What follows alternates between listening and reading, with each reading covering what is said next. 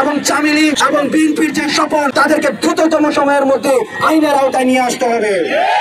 নাগরিকের অংশগ্রহণে যে বিপ্লবটি হয়েছে আমরা দেখেছি, আমাদের বিপ্লবকালীন সময়ে, আমাদের গণ অভ্যুত্থানকালীন সময়ে আমাদের মানুষ, ছাত্র নাগরিক সবাই রাস্তায় নেমে এসেছিল। পুরো বাংলাদেশ দুটা ভাগে বিভক্ত ছিল, একটা হলো নির্যাতক, আরেকটা হচ্ছে নির্যাতিত।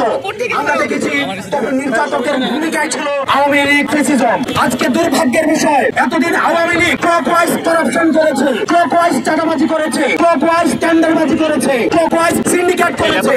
আমরা আশাহত হচ্ছি আমাদের ছাত্র নাগরিকের অভ্যুত্থানকে পুঁজি করে এন্টি ক্লকওয়াইজ হিসেবে আবার অন্যান্য রাজনৈতিক দল তারা আবার এই সিন্ডিকেট, চাঁদাবাজি, আবার এই ধরনের অপকর্মগুলো রাষ্ট্রে পুনর্বাসন করার চেষ্টা করছে। আমরা ছাত্র নাগরিকদের কাছ থেকে আপনাদেরকে আহ্বান জানাচ্ছি, আপনাদেরকে সতর্ক করছি, বাংলাদেশে আর কোনদিন ক্লকওয়াইজ, এন্টি ক্লকওয়াইজ কোন ধরনের করাপশনের পুনর্বাসন আর হবে না। চাঁদাবাজি, আমরা যে জিনিসগুলো প্রতিনিয়ত মানুষের জীবনকে দুর্বিষহ করে তুলেছে সেগুলোর স্থায়ী পুনর্বাসন আমরা নিশ্চিত করব।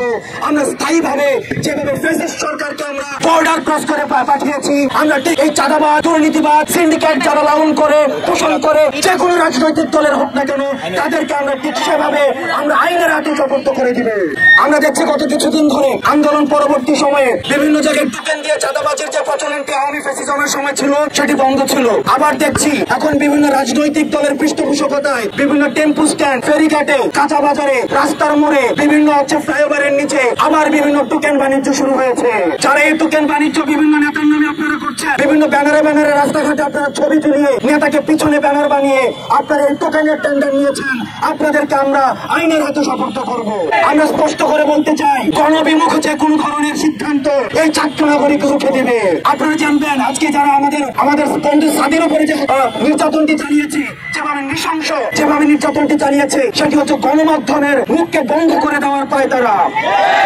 আমরা ফ্যাসিজমের সরকারের সময় দেখেছি সরকার ইন্টেনশনালি যারা কথা বলতে চায়, দুর্নীতির বিরুদ্ধে দাঁড়ায়, সিন্ডিকেটের বিরুদ্ধে দাঁড়ায়, তাদেরকে আয়না ঘরে পাঠিয়েছে, তাদেরকে মিউট করে দেওয়া হয়েছে, তাদেরকে খুন করে ফেলা হয়েছে।